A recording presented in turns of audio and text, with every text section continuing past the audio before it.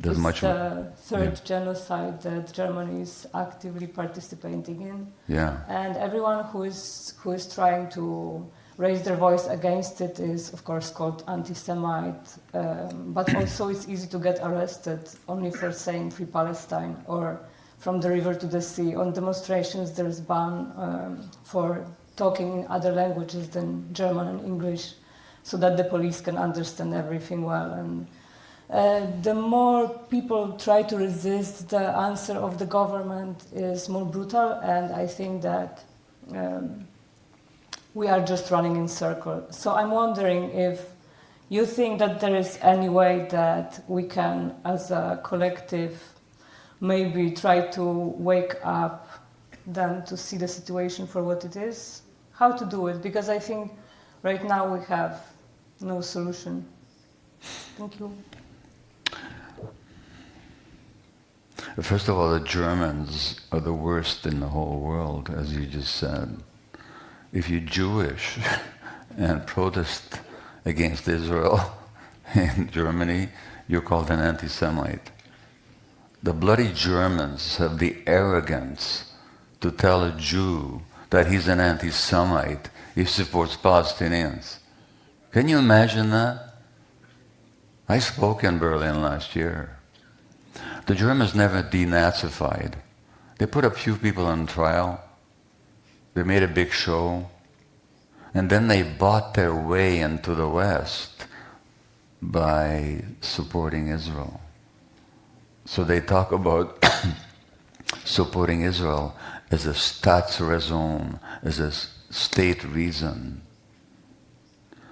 because they never dealt with the Nazi ideology. The judges, the politicians, the teachers, these are all ex-Nazis. They never denazified.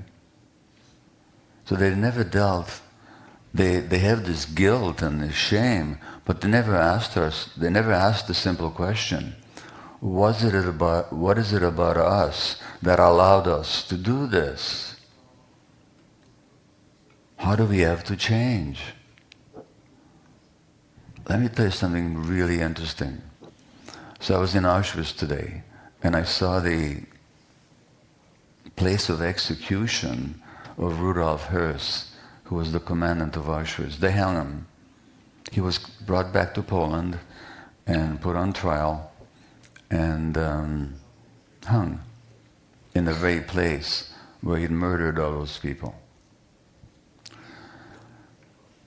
A week before his execution, he wrote a letter to his son, and I'm quoting him, I'm paraphrasing him. He said, "Whatever you do, listen to your heart, not just your intellect. And don't believe what people tell you. Judge for yourself. Let your heart be the guide. Because I made the mistake of believing everything I was told. And I lost my humanity. And I did terrible things. And the reason I'm able to tell you this is because the Poles, when I was in jail, whom I had treated so terribly, were compassionate towards me. And that's the only time in my whole life that I've ever experienced compassion from anybody. So whatever you do, listen to your heart." He meant it. He meant it. Germany as a country never went through that process of what happened to us that we're able to do these terrible things. Therefore, they never learned anything.